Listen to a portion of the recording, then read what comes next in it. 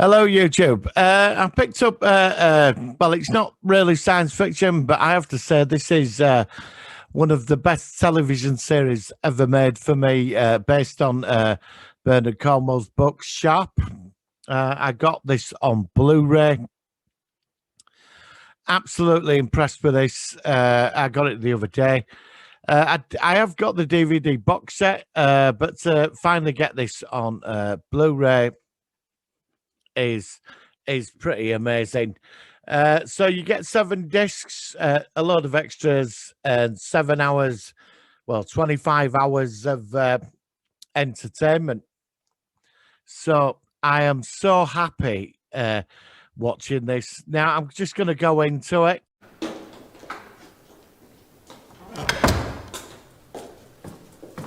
Listen, and listen well. You both dip into my purse. That purse is now shut. It will stay shut so long as Sharpe struts around sneering at the Simpsons. You understand me? Well, I'm back again. Sorry, just been editing a clip in. Right, so I got this on Blu-ray. Now I've had to just double check. I don't think if there is extras on this, it's not saying it on the back. But you get 7 discs. I've got one in my PS4 at the moment, so forgive me on that. So as you can see, we've got like all the best of Sharpe. I think there were 14 episodes altogether. Sean Bean was magnificent. Sergeant Harper is backup man, and the chosen men. So we'll go into a bit about Sharpe, and then we'll talk about the quality of the Blu-ray. So, but I have watched Sharpe's Rifles, and I've just finished the Eagle, the Talavera episode with the Sharpe's Eagle. And my God, that was spectacular. It really was.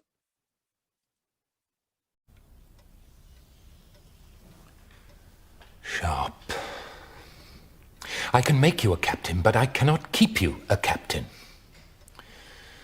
There is talk about an Imperial Eagle, Sharpe. There is talk of a promise made to the late Major Lennox. Tell me on oath that the talk is just idle gossip, Sharpe, or by God, sir, I promise you will walk out of that door a lieutenant. I swear on oath that no one heard me make any promise in respect of an Imperial Eagle to Major Lennox, sir.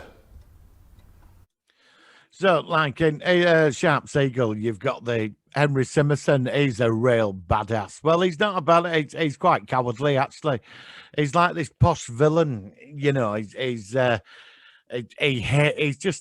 basically he's an idiot, right? I mean, a lot of them were inbred back then, like the posh ones, and I think a lot of them bought commissions in the army and stuff. And like Sharpe, who's been in the ranks and a sergeant, gets promoted to lieutenant by Wellesley, and he ends up like, I don't know. They end up trying to get this bridge or something, and Major Lennox, he's like a proper officer, and he respects his men, and Simmerson would just kill them all, and he'd just ride off, and all this comes out. Do you know what I mean? And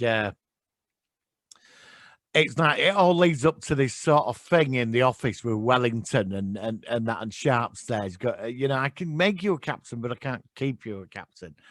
And he's and after this sort of episode, it's about his rise up the ranks, and he's got like the chosen men, like Sergeant Harper. I love Sergeant Harper. He's just great.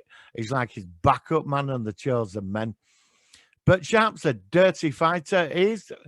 He's like, when he fights, he's quite dirty and ruthless. But yet again, the poor guy's got to put up with this like bigotry of snobs.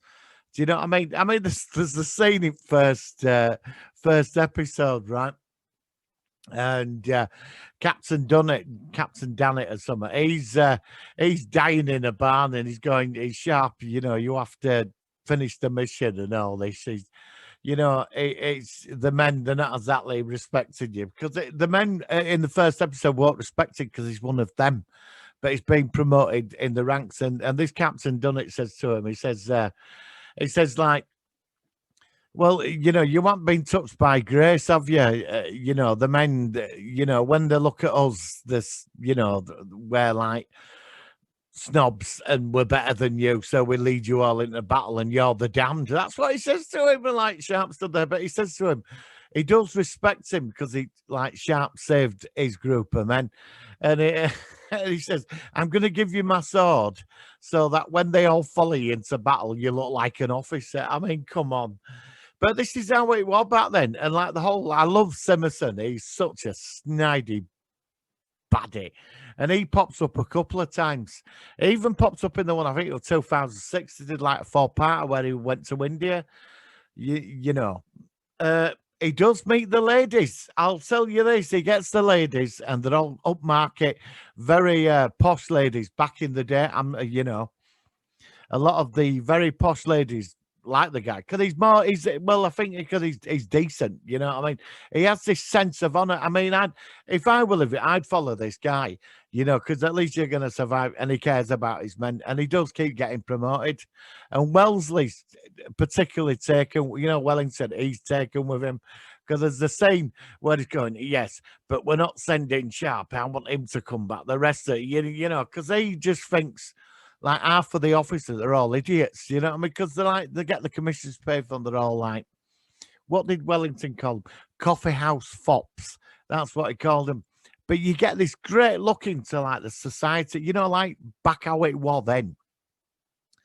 But you never get bored of it. But there is some great villains. It's like Duco, you know, and he's like, it's like a nemesis because he comes back more than others, even though Sharp does sort of kill him off at the end when he frames him, you know, for a crime he didn't commit. And there is some real baddies like Loop. There's Colonel Loop, who's just a butcher. Sharp goes after him. There's this devil like Spanish Inca cult or something. He deals with that. And then there's Colonel, I forgot his name there. There's this Colonel who pretends to be a hero. And it's a great scene. I did try to put the battle scenes in this video, but obviously I couldn't get hold of them. So, you know, but what he does to this colonel, I forgot his name now, but let me just have a look. Hogan, let the French know that the fool who lost the colours is holding our flank. But, sir, that means sending a French column against... If Hogan's spies can spin a good yarn.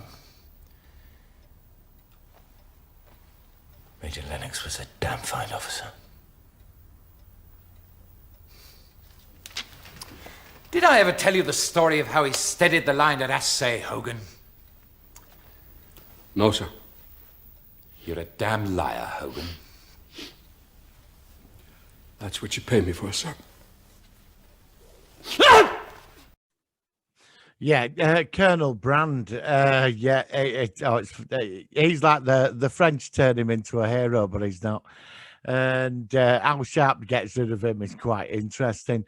But he is, I mean, he's dodgy. He's on the ball, and you know, he just looks at a lot of these people as idiots. He really does.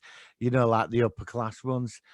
But he, you know, in the end, there's quite a lot of them respect him. There's one called Colonel Bamford, and oh God, they take this castle, and Sharps goes on a mission. He's in charge because apparently he's got to be a colonel or something. He's got to be in charge of this whole battalion or however it were. I'm not an authority on this. I'm only going by what I've watched.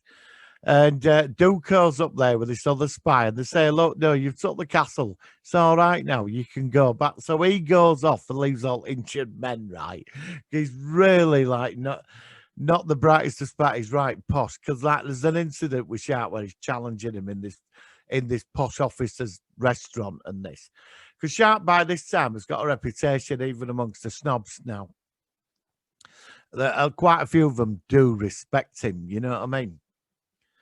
And Colonel Bamforth, I've got to admit, I think that's one of my favourite episodes because this guy's just a dick, right?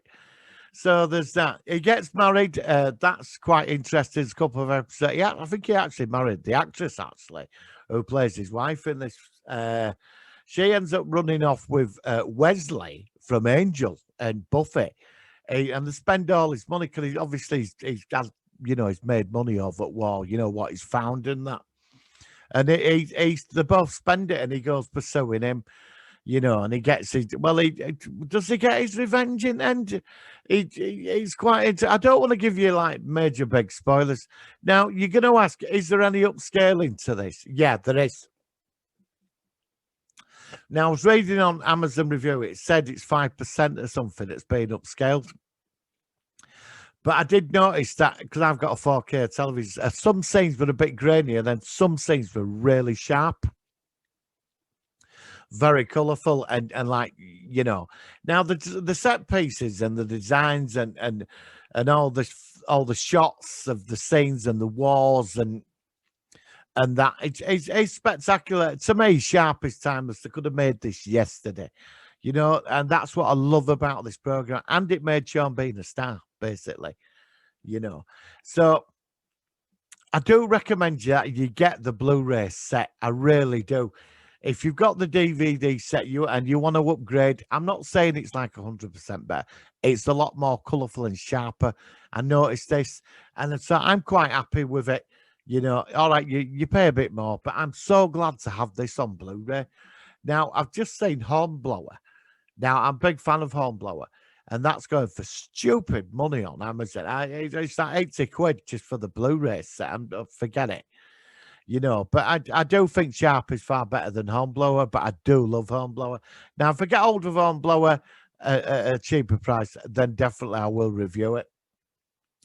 So this is this week's Blu-ray review. And I hadn't done any in a while. I did get Andromeda, actually, on Blu-ray, and I'm watching that at the moment. I'm still into the first season, so we'll let you know on when I get to about season 3, I will review it.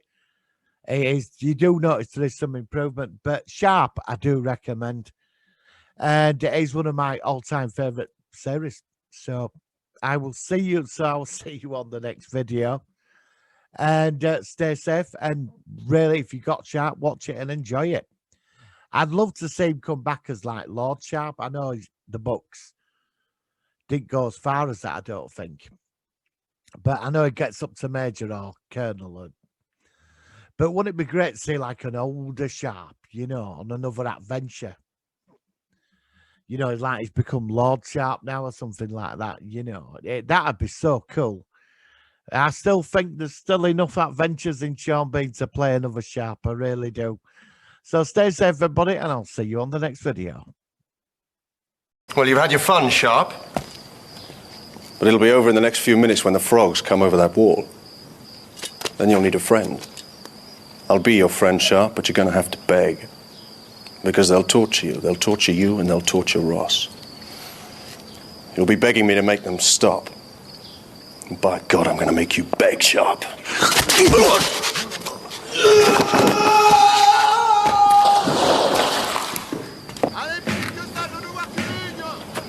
You shouldn't have done that, Sharpe.